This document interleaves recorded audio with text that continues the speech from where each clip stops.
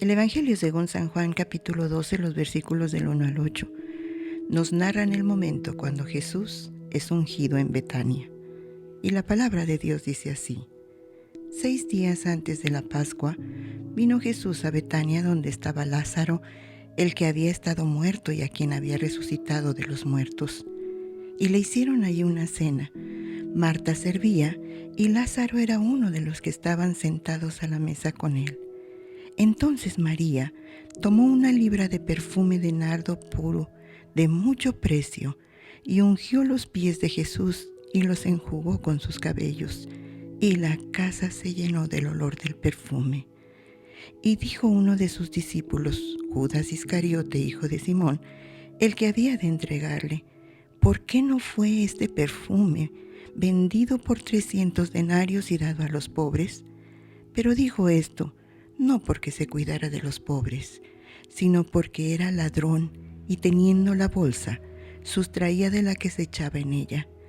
Entonces Jesús dijo: déjala, para el día de mi sepultura ha guardado esto, porque a los pobres siempre los tendréis con vosotros, mas a mí no siempre me tendréis. Con alegría de corazón nos disponemos a reflexionar juntos en la palabra de nuestro Dios, especialmente en un pasaje tan hermoso como este.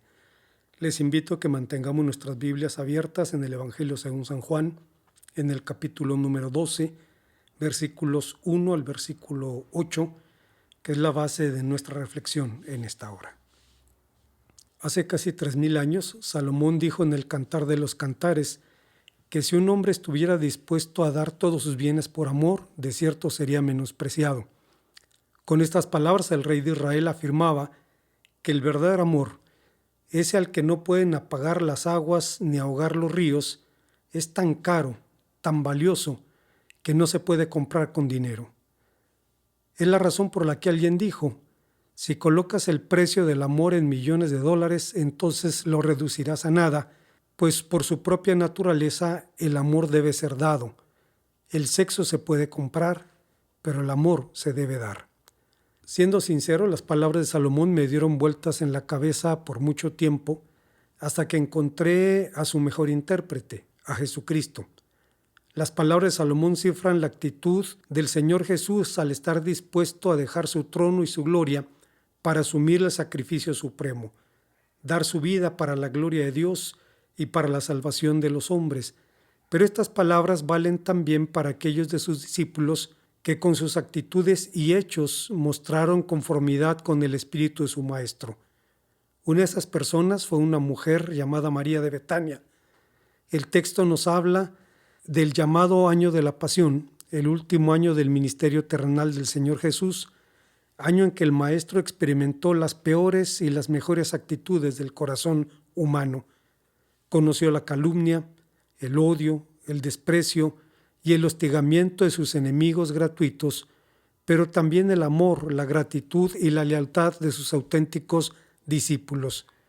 En la cena que Lázaro ofreció al Señor para celebrar la vida, es decir, para celebrar su propia resurrección, María, su hermana, ungió los pies del Maestro con un costoso perfume porque no encontró mejor manera de expresar su amor y su gratitud. Lo mejor que ella tenía era poca cosa para aquel a quien amaba. Sin embargo, este elocuente acto fue visto por Judas y a decir de Mateo, por algunos de sus discípulos, como un escandaloso derroche. Es claro que el amor es algo difícil de entender, razón por la cual Blaise Pascal, una de las mentes más brillantes del siglo XVII, dijo: el corazón tiene sus razones que la razón desconoce. Sin embargo, valorando esta historia a la luz del mensaje total del Evangelio, el verdadero amor nos propone 3 razones para un gran derroche. Veamos cuáles son esas razones. La primera razón es la generosidad de un amor verdadero.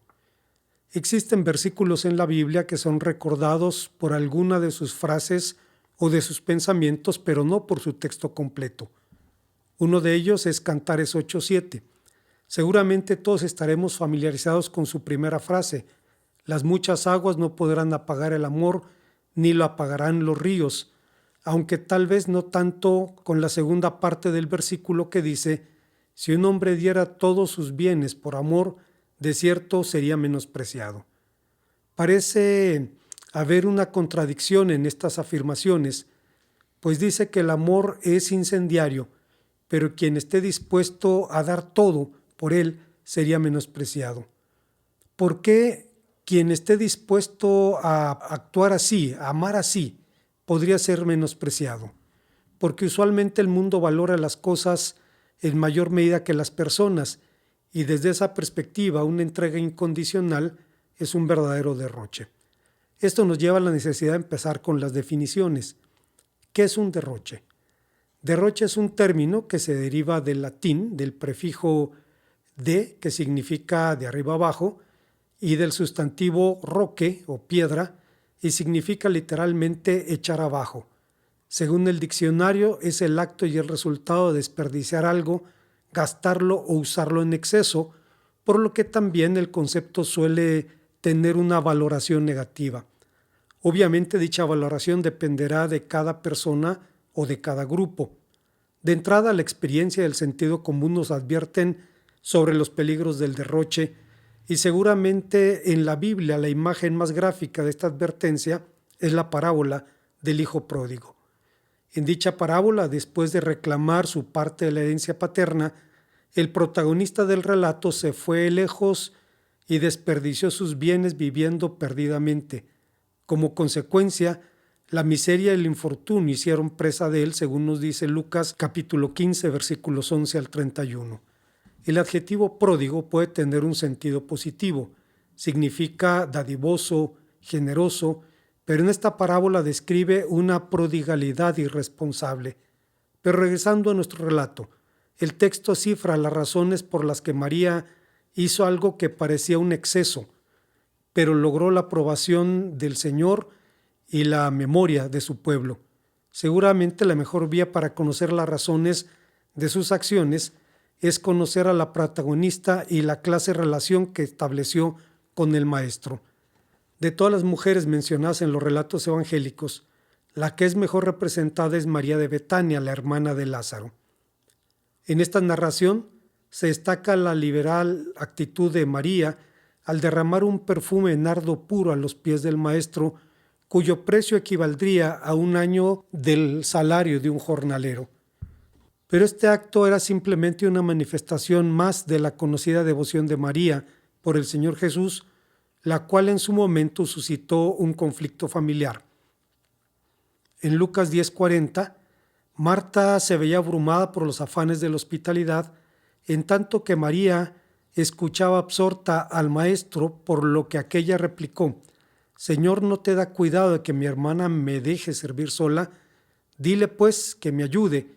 Y la respuesta del Maestro fue concluyente: Marta, Marta, afanada y turbada estás por muchas cosas, pero una sola cosa es necesaria, y María ha escogido la buena parte, la cual no le será quitada. Resulta pues evidente que si bien cada una de las hermanas hablaba su propio lenguaje en lo que al amor se refiere, pues mientras una expresaba ese amor en actos de servicio y la otra en tiempo de calidad, ambas compartían junto con Lázaro un innegable amor por el Maestro. Debo aclarar que, por chocante que resulte para un cristiano bíblico, Ha habido quien se ha atrevido a decir que la relación del Señor con María y con Marta trascendía lo meramente fraternal y decir que era realmente una relación marital. No es algo nuevo. Los gnósticos primero, los mormones después, y Dan Brown, el autor de El Código Da Vinci, ahora han sostenido esa idea, pues no pueden entender una relación tan profunda sin ninguna otra motivación que el amor de Dios. Es claro que no existe nada malo en las relaciones de pareja en tanto se den en el marco para el cual Dios las estableció, pero Cristo no vino al mundo a formar una familia carnal, vino a establecer una familia espiritual, a redimir a su esposa, que es la iglesia, y a disponer lo necesario para su encuentro con ella. Así que, lejos de cualquier relación física, el amor de María le llevó a entregar absolutamente todo lo que tenía, sin reparar en el costo. El amor no es auténtico si lo mueve un espíritu inversionista, si calcula cuidadosamente el costo y el beneficio. Es la razón por la que ante un consejero matrimonial una pareja se quejaba diciendo: éramos dos garrapatas creyendo que el otro era el perro. La relación de María con el maestro tampoco era un asunto de sentimientos. Era la expresión de una relación de fe que no había sido defraudada. La muerte y la resurrección de Lázaro habían revelado a esta familia ya no el poder del Señor Jesús sobre la enfermedad, sino su autoridad sobre la propia muerte. Ante la tumba de Lázaro, el Señor dijo: yo soy la resurrección y la vida, y el que cree en mí, aunque esté muerto, vivirá, y todo aquel que vive y cree en mí no morirá eternamente. ¿Crees esto? A lo que la mujer respondió: sí, Señor, yo he creído que tú eres el Cristo, el Hijo de Dios que ha venido a este mundo. Por todo lo anterior, en el mejor de los casos, el amor cristiano es apenas un pálido reflejo de una relación previa, de una realidad previa, de esa realidad de la que el evangelista San Juan dice: llamaba Jesús a Marta, a su hermana y a Lázaro, Juan 11:5. Para el apóstol San Juan, el amor cristiano radica en una simple respuesta a la iniciativa divina. En esto consiste el amor, no en que nosotros hayamos amado a Dios, sino que Él nos amó primero y envió a su Hijo en propiciación por nuestros pecados.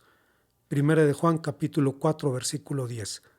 Si la actitud de María lucía a los ojos de Judas como una auténtica extravagancia, seguramente la actitud de Dios mismo luciría de forma semejante a los ojos del mundo al entregar Dios a su propio Hijo por nuestros pecados. Al respecto, el apóstol San Pablo diría en su carta a los Romanos capítulo 5, versículo 8: mas Dios muestra su amor para con nosotros, en que aun siendo pecadores, Cristo murió por nosotros. Hay una segunda idea que encontramos en este pasaje. Estamos hablando de las buenas razones para un derroche, y la segunda que encontramos en el texto es la humildad de un amor verdadero. Este relato está inmerso en los códigos de su propia cultura.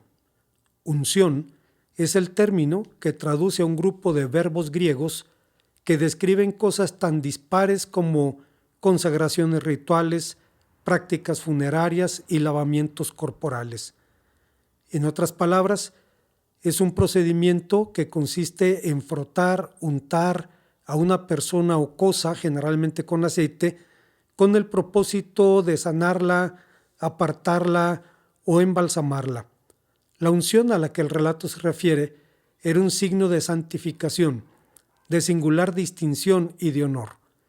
En épocas antiguas se ungía objetos como piedras, nos dice Génesis 28:18, al tabernáculo y sus utensilios, Éxodo 30, 26 y 40, los altares, Éxodo 29, 36, las víctimas de los sacrificios, Levítico 2:1, para consagrarlas se les ungía o se les untaba con aceite, pero también se lo hacía a personas designadas para tareas específicas, y así el nombre ungido fue otorgado a los reyes, Salmo 110, a profetas, 1 Reyes 19:16, a los sumos sacerdotes, Levítico 6:12, a los patriarcas, Salmo 105:15, etc. En el Nuevo Testamento se denomina así al Señor Jesús en Hechos 10:36 y a sus fieles en 2 Corintios 1:21 y 1 Juan 2:10. Así, en sentido figurado, el salmista hablaba, por ejemplo, en el Salmo 23 diciendo: «Unges mi cabeza con aceite, mi copa está rebosando», para aludir al cuidado con el que había sido distinguido por el Señor. Pero volviendo a nuestro relato, María no se atrevió a tocar la cabeza del Maestro, así que ungió humildemente sus pies. Obviamente, jamás pensó que estaría otorgándole honor alguno al Maestro. Su actitud cifraba un humilde acto de servicio. Quien recibía el honor en todo caso era ella, al poder servir así a su Señor. Esta actitud en el amar, la humildad, es encarecida por el apóstol San Pablo en su hermoso pasaje de 1 Corintios 13:4, donde dice: «El amor no es jactancioso, no se envanece». El que el amor no se jacte ni se envanezca significa que el cristiano, lejos de hincharse por sentirse amado, se siente asombrado por ser objeto de semejante don. Cuán grotescas resultan entonces en este marco las palabras: «Qué feo debe ser tenerme y perderme». Se cuenta de un hombre que escribió un libro titulado La humildad y cómo yo la logré. Suena broma, pero cifra la realidad de la que Carlos Spurgeon decía: «No es frecuente que un hombre pueda hablar sin peligro de su propia humildad. Los hombres humildes están mayormente conscientes de un gran orgullo, mientras que quienes se jactan de su humildad no tienen nada de ella, sino que esa falsa pretensión evidencia que carecen de esa humildad y que la necesitan». Yo me cuestiono si alguien entre nosotros podría juzgar del todo en lo tocante a nuestra altivez o humildad, pues en verdad el orgullo asume con tanta frecuencia las formas de humildad cuando tiene que servir a su propio propósito, y la humildad, por otro lado, es tan perfectamente compatible con una celestial dignidad de decisión que no es fácil descubrir en todo momento cuál es la falsificación y cuál es la moneda preciosa y genuina. Pero la humildad va mucho más allá que una actitud externa. Ocupa un lugar central en el pensamiento bíblico. Si bien, como ocurre en nuestro idioma, el término humilde define una situación de pobreza material, y realmente la palabra apunta sobre todas las cosas a una actitud del espíritu. Significa o cifra la radical entrega a Dios de quien todo lo espera de Él y nada de sí mismo. El humilde no pone su confianza en los bienes temporales, sino en Dios, y solo a Dios reconoce como su sumo bien. Estas ideas las encontramos en el Salmo 10:17, 22:27, 25:9, 34:3, 69:33, 76:10, etc. El Señor Jesús es descrito en los relatos evangélicos como manso y humilde de corazón, Mateo 11:29, y su misión no es la de ser servido, sino de servir y dar su vida en rescate por muchos, Marcos 10:45. Así, desde su manera de obrar y su porte, Mateo 12:15, hasta su entrada triunfal en Jerusalén, Mateo 12:12, llevan el sello de la humildad.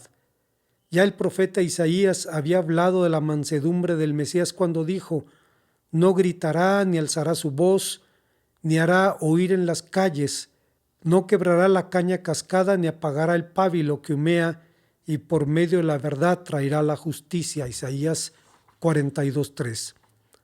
El puritano Matthew Henry dijo sobre esta profecía: «No gritará, no sonará la trompeta por las calles como quienes quieren invitar a los demás a la violencia o a la guerra.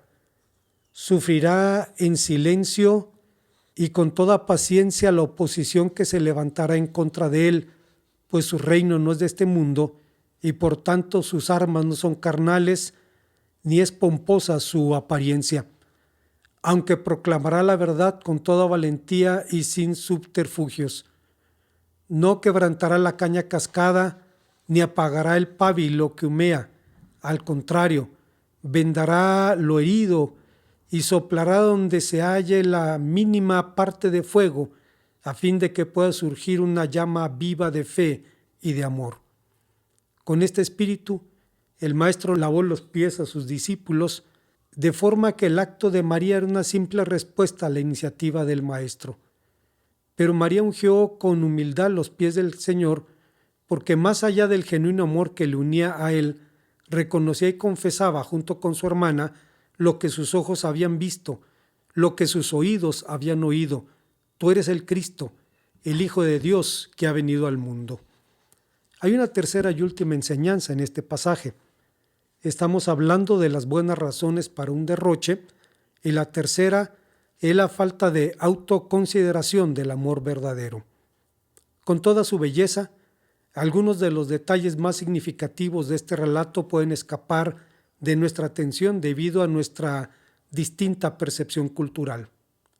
El texto dice que María secó los pies del Maestro con su propia cabellera, lo que de suyo no era bien visto desde el punto de vista social. Ninguna mujer honorable, entre comillas, en Israel se animaría a aparecer con la cabellera suelta en público, dado que hacerlo así sería entendido como un signo de inmoralidad, algo semejante a lo que ocurre hasta el presente en el conservadurismo islámico. No obstante, al aparecer con la cabellera suelta en la cena ofrecida al Maestro, María no reparó en ello, porque su necesidad de expresar su amor por el Señor era más grande que cualquier convencionalismo. Pero aún más, la actitud de María era la respuesta a la propia iniciativa del Señor Jesús. Él tampoco tuvo ninguna consideración de sí mismo a la hora de ser consecuente con su compromiso de amarnos. El apóstol San Pablo dice sobre esta falta de autoconsideración: al que no conoció pecado, por nosotros lo hizo pecado, para que nosotros fuésemos hechos justicia de Dios en él. 2 Corintios 5:21. En un mundo de valores empobrecidos, como la obsesiva búsqueda de la tranquilidad, que en realidad significa una indiferencia activa ante las necesidades y problemas ajenos, cuán importante resulta recordar el valor de la empatía y de la solidaridad. Al respecto, el reverendo Martin Luther King, líder de la lucha por los derechos civiles en los años 60, decía: «Estoy seguro que en los próximos años la mayor vergüenza de este país no será que hubo algunos hombres malos, sino que hubo una mayoría de gente buena que no hizo nada». Más de medio siglo después, la realidad demuestra que el hombre tenía toda la razón. En contraste, sobre la nula autoconsideración del Señor, el apóstol San Pablo decía en su página cristológica más hermosa, Filipenses capítulo 2, en los versículos 5 al 8: «Haya pues en vosotros este sentir que hubo también en Cristo Jesús, el cual, siendo en forma de Dios, no estimó el ser igual a Dios como cosa a que aferrarse, sino que se despojó a sí mismo, tomando forma de siervo, hecho semejante a los hombres, y estando en la condición de hombre se humilló a sí mismo, haciéndose obediente hasta la muerte y muerte de cruz». Pablo dice que en su encarnación el Señor se despojó de sí mismo, de lo que el pensador reformado Luis Berkhoff diría: el verbo vaciar se encuentra solo en 4 pasajes del Nuevo Testamento: Romanos 4:14, 1 Corintios 1:17, 9:15, 2 Corintios 9:3. En todos ellos se usa figurativamente y significa anular, dejar sin efecto, sin cuenta, sin reputación. Si entendemos así la palabra vaciar aquí, significa simplemente que Cristo se hizo nada, sin ninguna reputación. No afirmó su prerrogativa divina, sino que tomó la forma de un siervo. El hecho de que Cristo haya tomado la forma de siervo no implica que abandonó la forma de Dios. No hubo intercambio de lo uno por lo otro. Aunque Él existía previamente en forma de Dios, Cristo no consideraba el ser en igualdad de condiciones con Dios como un premio que no debía dejar pasar, sino algo que se despojaba él mismo tomando forma de siervo. ¿Qué implica que él se haya convertido en siervo? Implica un estado de sometimiento en el que es llamado a rendir obediencia, y lo contrario es un estado de soberanía en el que uno tiene derecho a mandar. El ser igual con Dios no denota un modo de ser, sino un estado que Cristo cambió voluntariamente por otro estado. La actitud de María era, pues, un simple eco de lo que Cristo había hecho. Sin embargo, el Señor reconoció y honró este hecho. Sobre él mismo dijo: se ha anticipado ungir mi cuerpo para la sepultura. De cierto os digo que donde quiera que se predique el Evangelio en el mundo, también se contará lo que está hecho para memoria de ella. Mateo capítulo 14, versículos 8 al versículo número 9. ¿Qué significan estas palabras? ¿Deben ser entendidas como una profecía o como un mandamiento? Posiblemente un detalle en el Evangelio de Juan puede ayudarnos a responder estas preguntas. El evangelista San Juan agrega: y la casa se llenó del olor del perfume, en el versículo número 4. Cuando nuestros hijos rompían un frasco de perfume, podían esconder los vidrios del frasco, pero no su olor. Los sabios de Israel dicen que el aroma de un buen perfume se extiende desde la cámara hasta el salón. Así también es el buen hombre que viaja de un extremo del mundo al otro. Los padres apostólicos y los intérpretes posteriores concuerdan en que es típico de Juan emplear frases que tienen un doble significado, un significado superficial y uno más profundo. En su sentido llano, el texto nos permite entender que cuando se derramó el contenido del frasco, el perfume llenó la casa, y obviamente su aroma se haría evidente a todos los que estaban allí. Pero en relación con un posible valor simbólico de este relato, a decir de algunos intérpretes, el texto apunta al hecho de que toda la iglesia se llenó del dulce recuerdo de este significativo acto de amor. Las historias de amor son inmortales y el Evangelio es la más hermosa de todas. Como conclusión, al meditar en nuestro texto, recordaba el nombre El amor que vale, nombre de un programa de radio y televisión del doctor Adrian Rogers, uno de los mejores predicadores bautistas del siglo pasado, un profeta verdadero al que seguimos extrañando y cuyas reflexiones hablan por él, aún después de muerto. Pero más allá de estas cuestiones, el nombre El amor que vale implica que hay uno que no vale. Y al hablar de un amor verdadero, implicamos también que hay otro que no es verdadero. Decimos esto porque al iniciar la última etapa de su ministerio terrenal, el Señor Jesús se enfrentó lo peor y lo mejor de las actitudes humanas.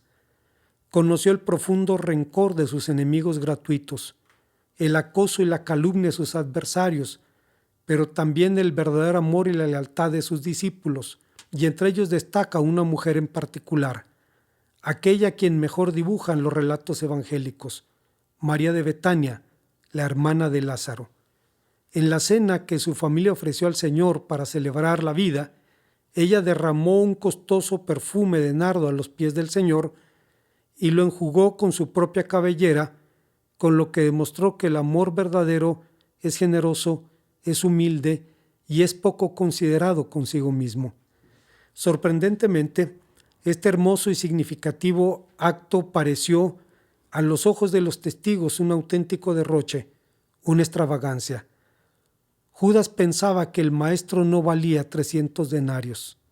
De hecho, lo vendió por 30, lo que no deja de desconcertarnos, razón por la cual alguien dijo: a primera vista parece increíble e imposible que alguien pudiera seguir a Jesús como discípulo durante 3 años, ver todos sus milagros, oír todas sus enseñanzas, recibir repetidas bondades de su parte, ser considerado apóstol y al final resultar corrompido de corazón.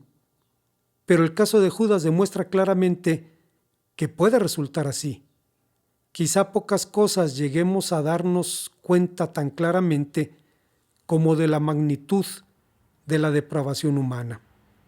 Pero nadie necesita ser, entre comillas, un Judas para pensar como él. A decir de Mateo, los demás discípulos pensaban exactamente igual que él. Mateo capítulo 26, versículo 8. La codicia de Judas no tenía límites. Iba a vender al maestro por la 10ª parte del valor del perfume y le enfurecía no poder echar mano a ese dinero. Aunque claro, coronó su codicia con la aureola, apelando a la caridad en favor de los pobres.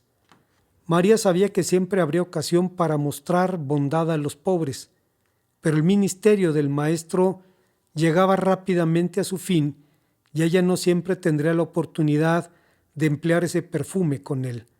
Las oportunidades espirituales son efímeras, así que muy por encima de las cavilaciones y los cálculos de los presentes, con su derroche, entre comillas, preparó al Señor para su muerte, expresando así apenas un pálido reflejo del amor que ella misma había recibido.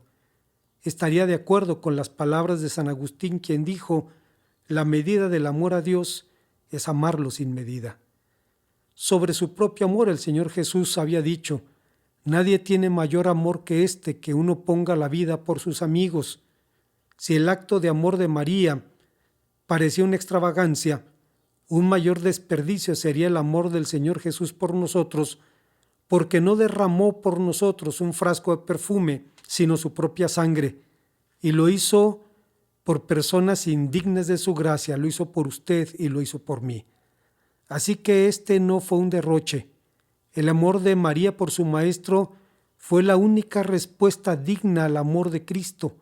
Como acertadamente dijo alguien, es innecesario decir que María misma debió ser portadora de la fragancia de este perfume después de este acto, de modo que, cuando Cristo es adorado, los adoradores mismos se llevan parte de la fragancia de ese momento, y ninguna casa está tan llena del amor fragante como las casas en la que Jesús recibe el lugar que le corresponde.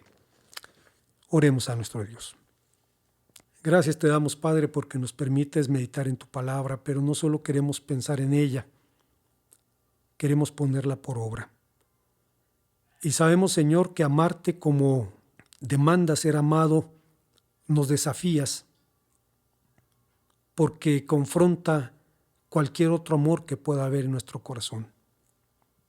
Permítenos recordar con tu siervo Agustín que la medida del amor a ti es amarte sin medida, mediante la obediencia, mediante la fe. Te rogamos, Señor, que sea así, en el nombre de Cristo. Amén. Amados hermanos, quiero una vez más invitarles al autoservicio que tendremos el domingo 2 de mayo a las 10 a.m. en la propiedad de Hacienda El Jacal, al lado de Walmart. Recordarles que estaremos celebrando también el memorial. Estaremos reuniéndonos mientras no sea posible hacerlo en la propiedad de Vicente Guerrero, en este lugar, para poder tener un tiempo de comunión y de adoración. Les esperamos a todos.